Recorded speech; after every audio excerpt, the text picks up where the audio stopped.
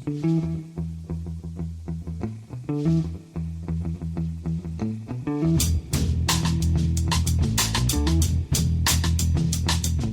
and welcome to The Price of Football, the show that looks at the money behind the beautiful game with me, Kevin Day, and Liverpool University's Kieran Maguire. Kieran, we're recording this on Sunday evening, so I'm aware that you must be very happy. So I'm just going to read from a prepared statement emailed to me by producer Guy this afternoon. It says, "Congratulations on your FA Cup win against Liverpool. I hope you are happy. Open brackets. Try not to make it sound like a hostage video. Close bracket." I'm very pleased for you, Kieran. You're a better man than I am, because if Palace had beaten Liverpool in the FA Cup this afternoon, Ali would be hosting this pod. I'd be phoning it in from the Parsons. So well done. You must.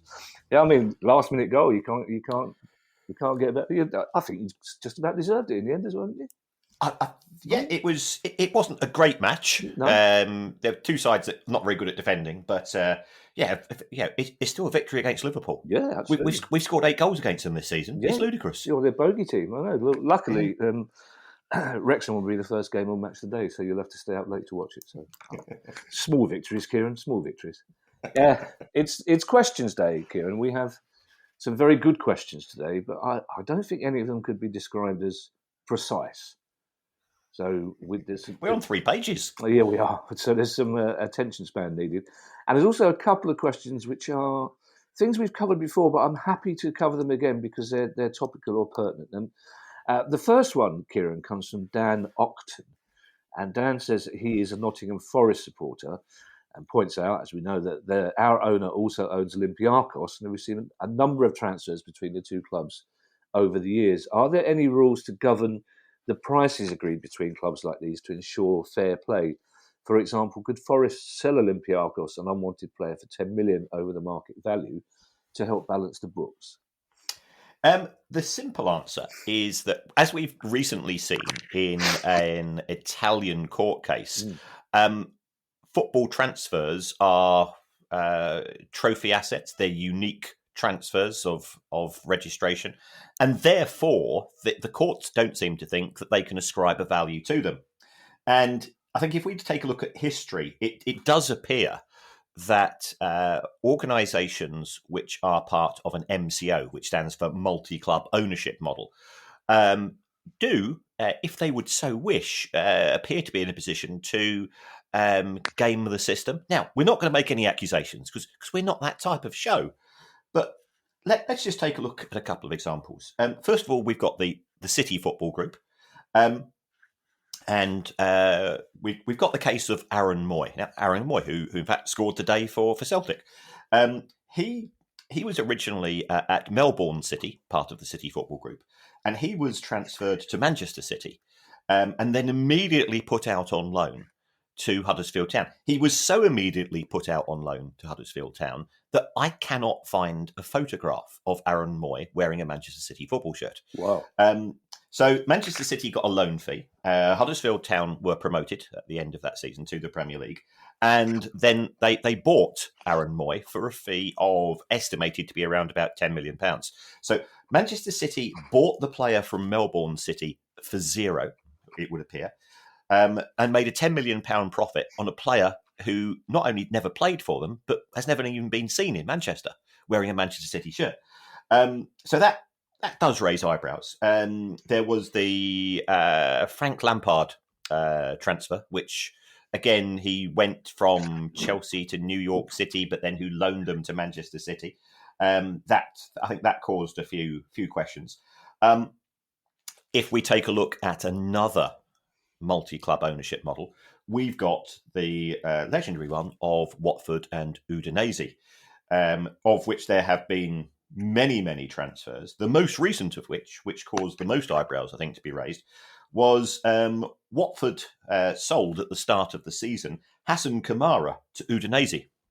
They say that the clubs are not a multi-club ownership model. They just happen to be owned by people with the same surname who were related to each other. But in terms of this particular deal, this was done at the start of the season. Watford transferred Hassan Kamara to Udinese for £16 million, which made a decent profit, which contributed towards financial fair play. And then Watford got a very good deal. They loaned a player called Hassan Kamara to themselves for the rest of the season. Mm. So they've got a £16 million profit, it would appear, and they've still got the player. So in respect of Dan's question, could it potentially give an advantage? And yeah, we're not saying that those deals are illegal. We're not, and they don't appear to be in breach of anything. But it does certainly give an advantage should people want to be unscrupulous. And there's no evidence of any misdemeanors historically, but it's strange. You say we're not that type of show, Kieran, but it's not 5 days since you accused a sovereign state of being the money laundering capital of Europe. So we are occasionally that sort of show, Kieran, where we it's like sleight of hand. We look one way and point the other way. So people know what we're talking about. We've got a strange situation at Palace where we've got one of the owners of the club is trying to start his own multi-club ownership when he doesn't actually own the entirety of Crystal Palace, which is really odd, which we've talked about. And I'm afraid the way things are shaping up, we may be talking about again. Our second question comes from Martin Avery, Kieran, and Martin Avery asked a sort of question I really like, because basically what Martin is saying, I think I've heard this from somewhere, possibly a bloke in a pub, but I'd like confirmation, which is pretty much how our relationship works on a weekly basis, Kieran. But Martin Avery's question is this: when Aston Villa bought the highly rated teenager Rory Wilson in the summer, I read an article that said the Scottish youth system has slightly different rules to FIFA's. That meant Villa could sign him and then pay a token development fee that a FIFA committee deems appropriate. My question is that right about the Scottish youth system being different? And if so, how quickly can the Scottish FA change its rules to protect its young talent from being hoovered up by English teams on the cheap? Right. Under FIFA rules, which are for all international transfers, if a player has been developed by a club, then compensation is required. And if should Aston Villa sell this player, up to 5% of the fee would go to any clubs who had been involved in his development prior to the date of the transfer. So there are complications. National associations are supposed by FIFA to divide all of their clubs effectively into 4 categories in terms of academy development. And a bit like we have domestically here in England with the Elite Player Performance Plan, then there's sort of a graded system. So I don't think it gets round the FIFA rules, because just because one country has a set of rules, it doesn't mean that, if Everton is Scotland, doesn't mean that England has to apply them. But I think there's a much broader issue here, is that speaking to some people at Scottish clubs, they say what's really hit them hard has been Brexit, because English clubs cannot recruit players at the age of 16 and 17 now from Europe, because the UK is no longer part of the European Union. And therefore, and going back to what we've previously been saying about MCOs, the reason why MCOs have become increasingly popular with English club owners is that if you've got a really promising French player who you want to sign at the age of 16, what you do is you get your Belgian club, which is part of the MCO, to sign him and then hold on to him until they're 18, and then you can transfer them to the English club. So that's a broader issue. But because the UK has its own sort of broadly domestic rules, if you find a really promising player in Scotland at the age of 16 or 17, they can be transferred to an English club. So therefore, what we are seeing is that English clubs are scouting the Scottish system, because they can no longer scout in France and Belgium and Spain and pick up players at a younger age. So this is it's a classic unintended consequence. I'm sure, regardless of one's beliefs in terms of the merits of Brexit, nobody really foresaw this. But it does mean that there's a potential talent drain from Scotland to England at a young age. And I think it could be argued that Scottish clubs will suffer as a result because the level of compensation that you get is effectively set by FIFA and UEFA, and it's pretty insignificant. So yeah, that's my take on it. I may be wrong, of course, but it does appear that I can understand Martin's concern in respect of this because Rory Wilson does look from doing a bit of quick Wikipediaing and YouTubing, and so he looks a real talent, and you can understand the frustration of Scottish football fans. No, that's interesting. As Northern Ireland as well, I presume, same rules apply? Mm-hmm. Absolutely. Oh, okay. Now, this next question, Kieran, comes from James Lewis, and it is a subject that we have spoken about. I'm going to ask the question first and then discuss the reasons why I'm very happy to talk about it again. And James Lewis says, my question is around the rule of points deductions for clubs that go into administration. Almost always, this happens through the poor management of an owner, not the fans. However, when it happens, the bad owner disappears, and it's the fans who bear the pain of the points deduction, leading to relegation, which often makes the finances even more challenging. So as I see it, the fans get punished for no wrongdoing on their part.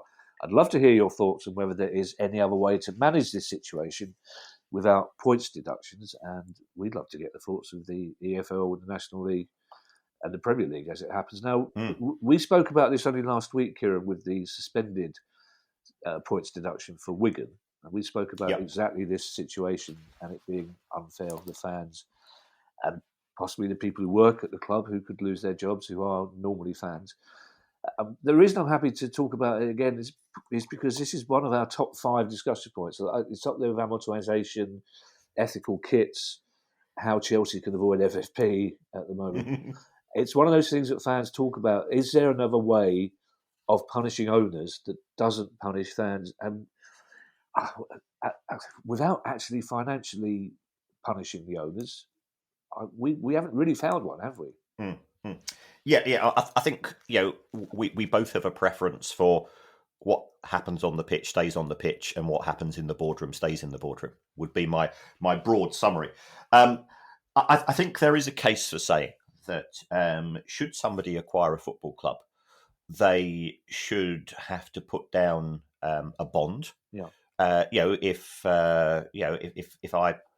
I rent a property for a couple of weeks, or if I rent a property, or take out a short lease or whatever it is, normally you've got to put down a month's deposit or something similar with the landlord as effectively a surety, an indication of that you will conduct yourself in an appropriate manner.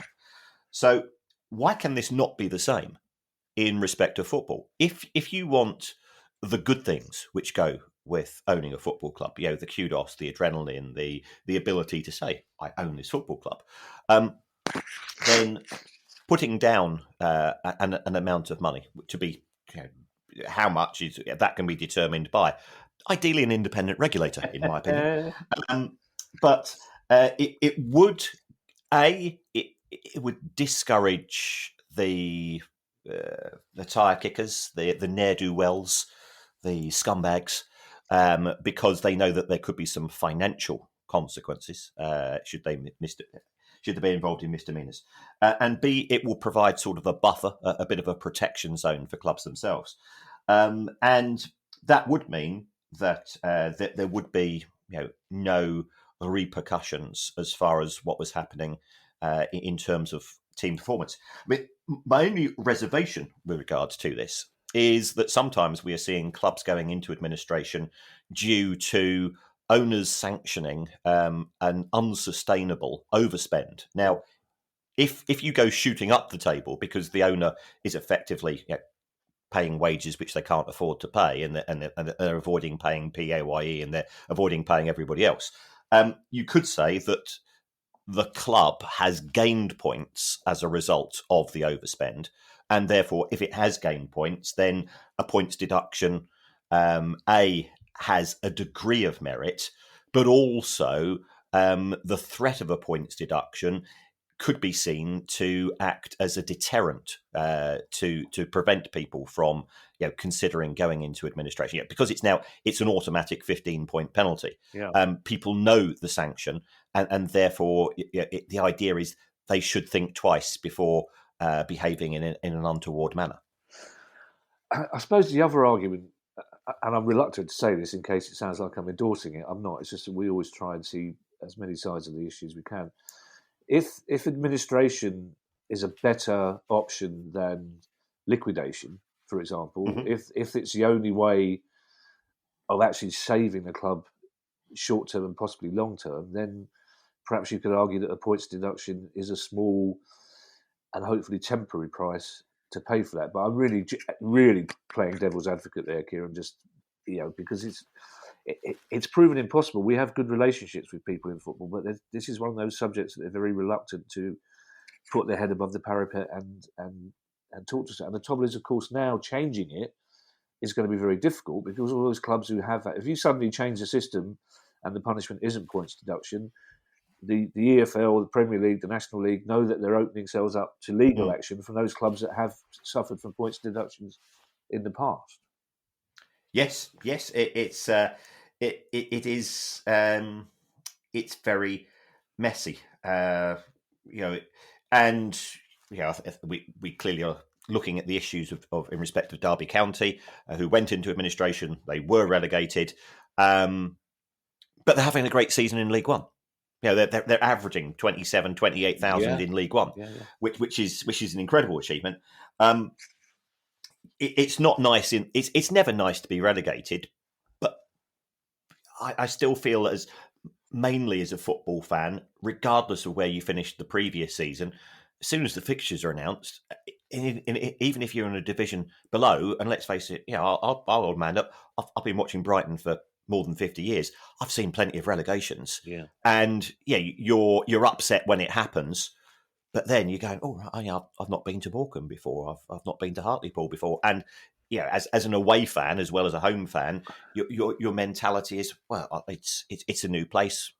Meet some new people. Away trips to new places are always amazing. So it's not as bad as people make out when clubs go down. Excuse me, Kieran. That was a subconscious cough of disbelief there, Kieran, because I'm never entirely sure I agree with you on that one. Because like you, I've seen plenty of relegations, and it's normally around about January of the following season I come to terms with it. Because, as you know, I can forgive, but I can't forget. Or forgive. As Mark Lamar always says. Now, Kieran, I want you to be... I'm channeling my inner producer guy here, Kieran. Yes, okay. For this next question, I want you to be very careful. Occasionally when we do live gigs, sometimes after the gig, you can be a little indiscreet, Kieran. You can say things that a lawyer probably wouldn't want you to say. That even every now and again, I go a tiny bit pale and walk away from the conversation thinking, well, if I didn't hear it, I can't go to prison either. But Sam Paramore has this question. And Sam says, I'm a Sheffield Wednesday fan, so naturally I listen to the podcast, which I think is a ringing endorsement. We'll put that on the next live poster. Sam says, I don't know how much truth is in this, which is one of the reasons I wanted to be careful, Kieran. But my family tells me that Dave Richards took money out of Wednesday in the 90s. He then ended up chairman of the Premier League and got a knighthood. But my family tells me he ruined my beloved Wednesday. Is this really the case? Did he start the downward spiral we have suffered for 22 years? I think to hold one person to account for the lack of Sheffield Wednesday in the Premier League is perhaps a wee bit harsh.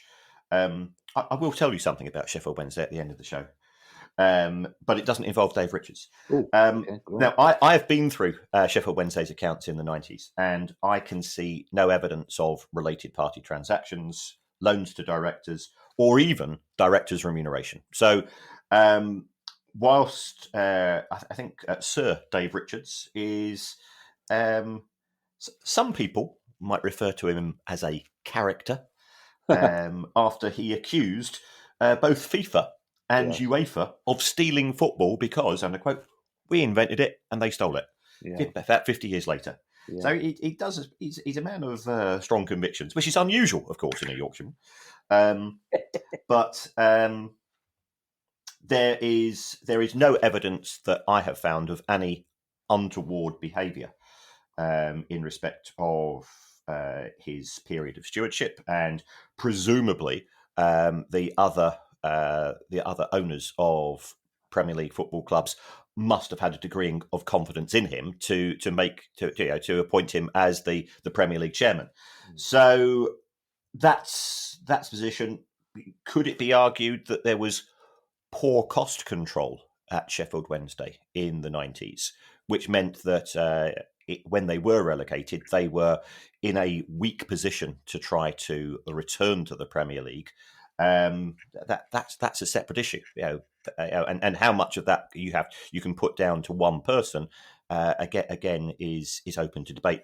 If you're not at the board meetings and there's nothing minuted in the public domain, then it's difficult to ascribe everything to one person. Yeah, you're on your own. That's a very diplomatic answer. It's very diplomatic, Kieran. Yeah, I'm racing on in case you take a deep breath and launch into part B. You're also on your own when it comes to making comments about Yorkshire, Kieran. I'm saying nothing. Not after I suggested that Sheffield was in the northwest last week. They've got some rather geographically out. My favourite was one from where we're sitting, Croydon's in East Anglia, mate. So, which made me laugh a lot. Our next question comes from Steve Lovell, who's unlikely to be the Steve Lovell that about 90 Palace fans scored the winning goal against Wrexham in 84, I think it was. Our first away win for 18 months. But Stephen Lovell says, and this is a really interesting question, I think, Kieran. Do you still have to count a player's wages and amortisation towards FFP if they're not listed in the 25-man squad? You most certainly do, okay. which will upset Todd Bowley at Chelsea, I suspect, given that they appear to have a 112-man squad at present. As far as financial fair play is concerned, it is the total wages and the total amortisation of all members of the team, unless they are academy players. Now, if they're an academy player, there won't be any amortisation because you won't have signed them as such. But all senior pros' salaries, along with all of that of backroom staff, would be included into the overall financial fair play, profitability and sustainability, financial sustainability, whatever the rules are going to be named these days. And I think that is actually for the benefit of football, because if it wasn't, yes, we jest about. I believe Chelsea are trying to sign more players over the course of the weekend. You could otherwise have a rather ridiculous scenario where a club does sign 112 players and says, we're going to put 25 of them in their squad and we're going to just pay the others an absolute fortune for sitting on their asses all day long, because it would give us such an advantage, because we've now got all of the best talent that there'll be no competition for us. So I think the rules are there for a reason, and that reason actually works.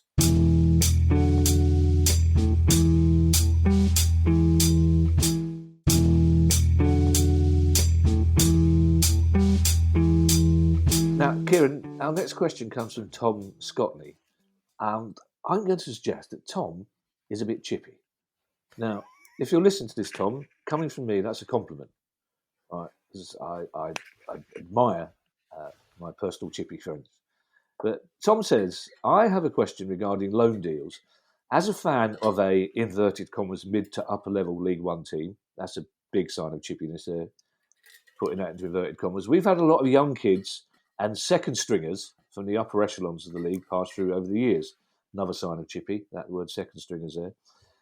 To various different levels of success. Whenever there's one playing who isn't popular, the grumbling among the fans is that he's only playing because the parent club have inserted a clause into the loan deal insisting that he plays in every game he's available for. Is this really a thing?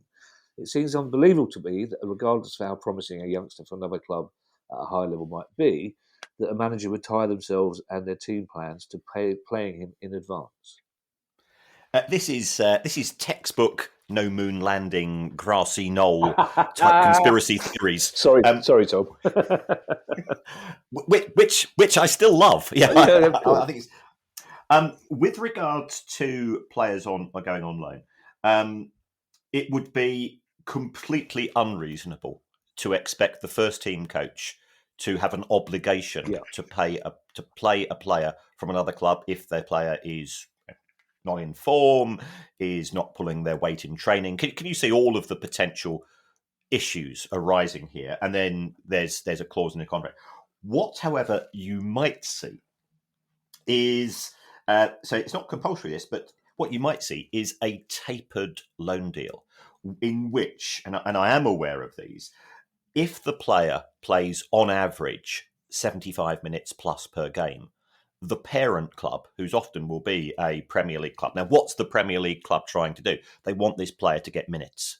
So the parent club will say, if that player plays on average at least 75 minutes in a game, we will pay 90% of his wages. If it's between 60 and 75 minutes, we will only pay 75% of the wages. And if it's 45 to 60, we will only pay half the wages. So what the parent company is doing is say, we are willing to cover a significant proportion of our employees' wages whilst on loan at the League One club. But in return, we are hoping that the player is going to get access to plenty of football. And if they don't, then why should we cover all the wages? Because you're not really keeping your side of the bargain. So it does give the manager more leeway. Now, could this result in the chairman, stroke finance director, calling the manager into the office and saying, he's only averaged 72 minutes over the course of the first 6 weeks. It's going to cost us this much unless you get it up to 75. We'd really like it if the player did play, say the full game for the next 2 matches. If he's having a shocker, then fine. So there could be soft pressure put on a manager, and managers have ridiculous amounts of pressure put on them already. We know to try to encourage them to pay a little bit more, but I don't think that there's anything such as a definitive clause, and I don't think that the football authorities would allow it either. I'm going to be very interested in your answer to this next question, Kieran. And the question comes from Lawrence White. And I'm particularly interested because I support a team, Palace, who over the years have prided themselves on bringing in young players, often at the cost, it seems, of spending a lot of money on more experienced players. There's a table we saw recently that indicates we're the lowest spending team on transfers in the last 5 years in the Premier League. But right back from when I first started supporting them, we're bringing people like Vince Hilaire and Jerry Murphy. Now we've got Aaron Wan-Bissaka, who came through Tyrick Mitchell. And so this is a debate Palace fans have a lot. And Lawrence White's question is this. I often hear when people are talking about the sale of academy players, language is used like pure profit or, well, he didn't cost us anything, when clearly the cost is in even running an academy. And Palace have just spent several millions on upgrading theirs to become a Cat 1, for example. Given how few players really develop to a first-team standard, at least in the Premier League, the total cost per saleable player can't be inconsiderable. And whilst that pure profit comment might be true in terms of FFP, I'm fairly sure that that's not how many of them are using it. Can you say what the cost really is of generating a first-team player through an academy? And is this a figure clubs would know and maintain data on? And would that influence any decision-making? I suspect clubs are doing increasing amounts of data analysis with regards to, is it worthwhile our continued investment in having a Category 1, 2 or 3 academy? So I think there will be some work done internally. In respect of Lawrence's comments that can we give a definitive cost, I don't think that is possible. Part of the reason for that is trying to work out what you include in cost. So if you've got an academy who are at a club which has amazing training facilities, and those training facilities cost £100 million and they're going to last 20 years or whatever they're going to be, do you allocate a proportion of those training facilities to the academy? Or do you say that ultimately, in the main, that they're used for the first team and therefore we should allocate it to all of the first team? And there's lots, and if there's one rule which is going to help you on FFP, I can assure you clubs will use that rule. Also, in respect of Cat 1, Cat 2, from the people that I have spoken to, Category 2, you're normally looking at a minimum of 1.5 mil per year to maintain that. Now, when it comes to Category 1, I think probably the lowest amount you could get away with would be 5 million. Yeah. And there are many clubs that are doing double or treble that. And also, and I can put my hand on my heart here, I have spoken to an academy coach. He says, we've got a Cat 1 academy, and for the purposes of FFP, and the costs of running the academy are £6 million a year. But I can assure you that it's closer to 1.5. Right. And it's quite often it's the academy coaches, many of whom are completely dedicated to their craft. They're the ones that are buying spare cones. They're the ones that are actually buying the bibs and getting a few extra balls, because what is supposed to go through to the academy is actually going through to the first team. And I can't name the club, and I won't name the club. And there are advantages because, of course, your academy costs don't count for FFP as well. So I can't give you a definitive cost, Lawrence, but I can assure you that clubs, especially up at the level where they are monitoring every single penny, do take a very forensic approach to the value that they get out of their academy. And we mentioned Chelsea a wee bit earlier. Well, last year Chelsea sold Tomori and Abraham for a combined fee of around about 70 million. There's talk about them selling Conor Gallagher again for 30 to 40 million. Please God. Anthony Gordon. Please God, Kieran. Please. He's God. Please God. Please God, they sell Conor Gallagher. Yes. If you're listening, Potter, you don't want him. He's terrible. Sell him. Anthony Gordon has just gone from Everton to Newcastle for 45. So you get a huge return on your investment. A, if you sell them, or B, what we sometimes refer to as opportunity cost. If the player's that good and breaks into the first team, it means that you don't have to go and spend 70, 80 million. You think about how much money have Spurs signed because of Harry Kane, how much Manchester United has saved by having Marcus Rashford banging in goals non-stop this season, Phil Foden, Lionel Messi at Barcelona. So you only need to unearth a gem, shall we say, once every 4 to 5 years at the Premier League level, and academies effectively more than pay for themselves. Yeah. Just as a sideline, by the way, for any Palace fans listening to this, don't worry about our lack of transfer activity. Semenyo might have gone to Bournemouth. Apparently we are getting Mikel Antonio, so that would be a successful window in its own right. I suppose, Kieran, there's also a saving in wages, isn't it? If Palace, for example, put Tyrick Mitchell into the first team at the age of 19 at left back, rather than buying Luke Shaw, then my guess is that Tyrick Mitchell would be on a lot less money weekly than Luke Shaw would be. And again, rumours are that we'll be getting Aaron Wan-Bissaka back in the summer. He's going to be getting paid a lot more in wages than he would have been when he first broke through into our first team, isn't it? Yes, I think there's always a legacy issue, and sometimes when you talk to players who have come through the academy route, that can cause a bit of resentment because they feel that they signed for their local club, and then, as you rightly say, there are other players coming into the first team on more lucrative contracts, and you're saying, well, hold on, you've paid a transfer fee for that other player, and you're paying him better wages than myself, and I'm contributing as much, if not more, to the success of the team as a whole. So I've certainly seen it evidenced, and what tends to happen is there are good agents, there are bad agents, and there's Moises Caicedo's agents, who within 5 days of getting his services actually managed to sell him, it would appear, to Arsenal, and doing Brighton a favour in the meantime. I absolutely, and this is where agents come in and they protect the player. That they say, otherwise the player's been ripped off, and if you are 18 or 19 and you're still a bit in awe because it's your club, you've been there since the age of 7 or 8, whatever it's going to be, you can be taken advantage of. So the idea, and I've defended agents and we've interviewed agents, the idea of agents being the big bad wolves of football is not always the case. The vast majority of them look after the interests of their clients. Yeah. I was going to say this is our final question, Kieran, but it's not, because somehow one has sneaked into the list of Patreons coming up. It's a really interesting question as well. But I imagine, Kieran, when producer guy sends these questions through to us, hopefully, normally the day before, every now and again, it's 10 minutes before, and there's a mild kick bollock scramble. Or rather, he always sends you the day before. He knows that I won't look until 10 minutes before.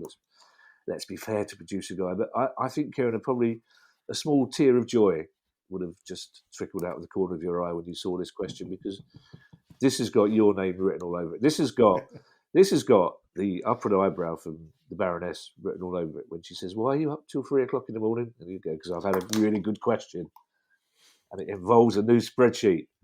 And it comes from Paul Edwards, this question, and it's a great question, Paul. Thank you. Paul says last season there were times when big clubs, in inverted commas, Newcastle, Leeds and Everton, were at risk of being relegated. This year's relegation battle looks closer than ever, Kieran, so it's still an issue. As they didn't, though, is it possible to say if the Premier League is bigger this season in terms of the playing clubs? Basically, does Kieran have a spreadsheet that shows the 20 clubs that would make up the biggest Premier League possible? It would be interesting to hear who would have to go and who should join to make the optimum league. I don't know what metric you would use, Kieran, presumably turnover, but I'm really fascinated to see this question. I think maybe this is something we could probably tweet as well tomorrow. What would be the biggest Premier League? Yes, I think the way to do this is that if you do it on a historic basis, it becomes self-fulfilling. So I think you need to look at metrics. I think the metric which I would probably use would be match day or a commercial of match day and commercial income, because if you are a club such as Leeds, for example, Leeds always had the highest commercial income in the Championship for the 16 years that they were there, because they have, as well as a big domestic fan base, they had an international fan base as well. So on the basis of the adjustments that I would make to increase the size of the Premier League, I would get rid of, and I won't, clearly, Bournemouth, Fulham, Brentford, Palace, and Brighton. Right. And I think there's a few clubs with which don't have great histories in terms of that, and I would replace them with Sunderland, Sheffield United, Derby, Sheffield Wednesday, and perhaps Middlesbrough. In terms of the ability to increase the size, and also what you might say create regional hubs of accelerated interest. So if you, I remember when we used to have Sunderland, Newcastle, and Middlesbrough in the Premier League, and having that northeast hub, and I'm confidently saying northeast for once until I'm corrected. That's the position would it be? But that is harsh on those clubs, because I think what Brentford have done is absolutely sensational. Yeah. And I'm not blowing smoke up Palace's arse. Palace have not only got to the Premier League, they've stayed there for a decade with a relatively small ground, which doesn't generate a lot of matchday income. And they've done that through having, you mentioned that you've had a Category 2 academy during the vast majority of the period. That's because they have interacted with the local area, and very, very efficiently. And some of those things it is very difficult to put a financial value on, but it clearly does have a value in terms of the club's ability to maintain a level of success in the Premier League. But that's the approach that I did take, Paul.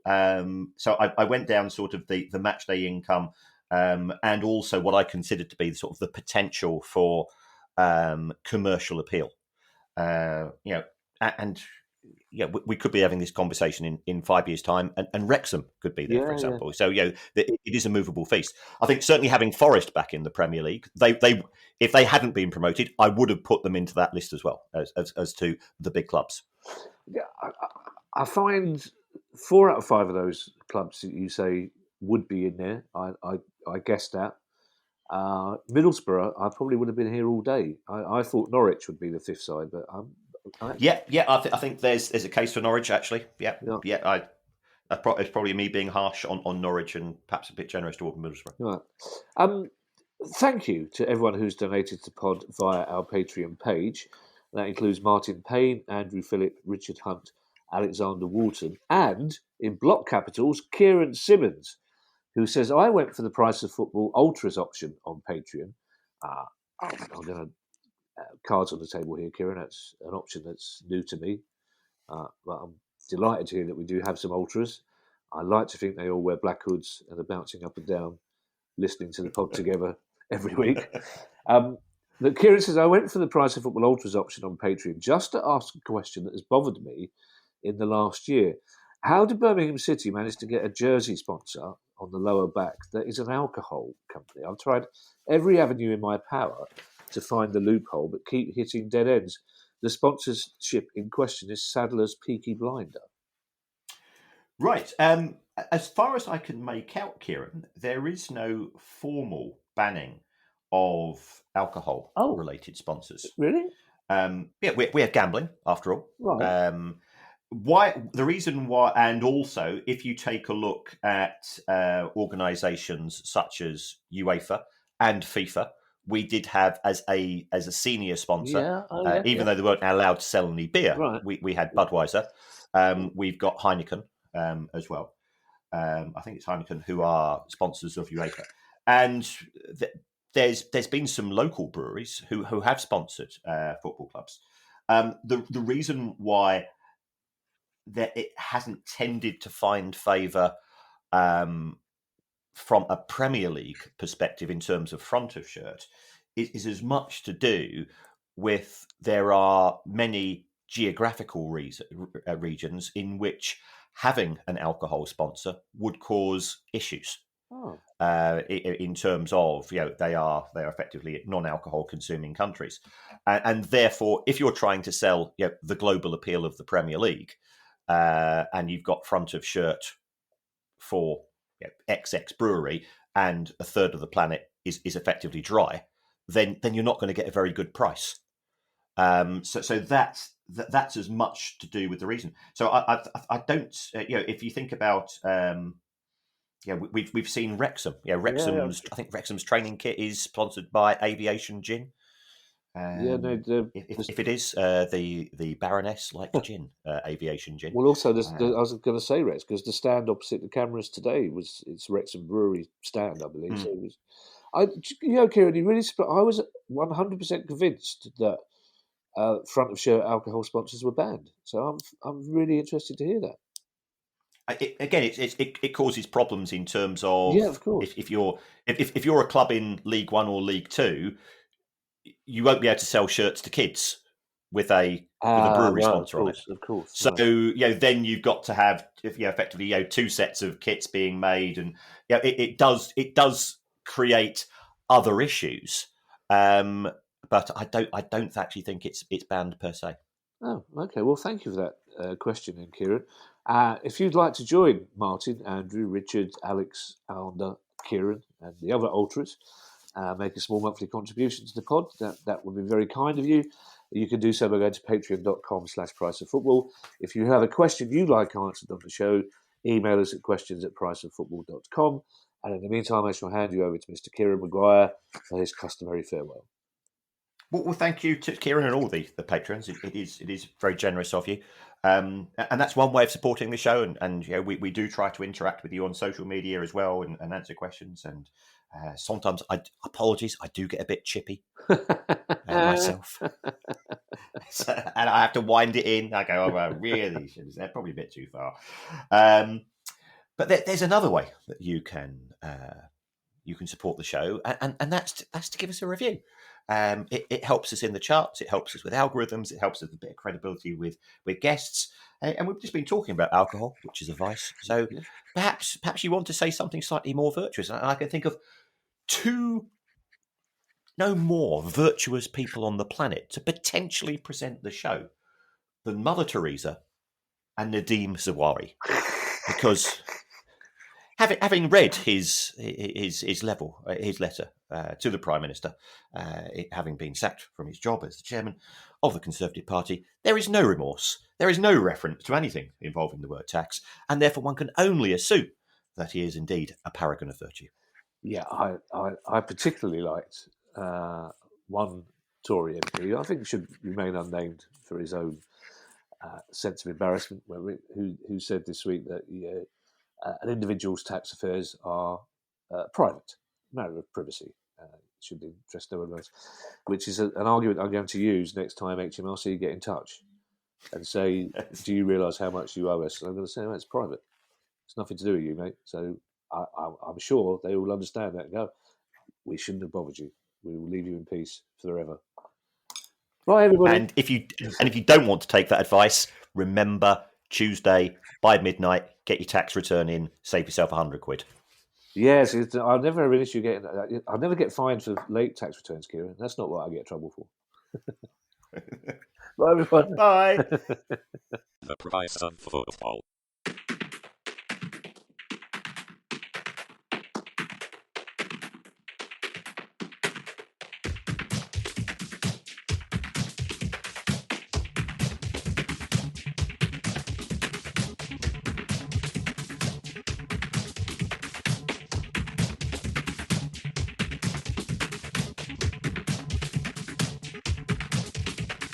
The price of football.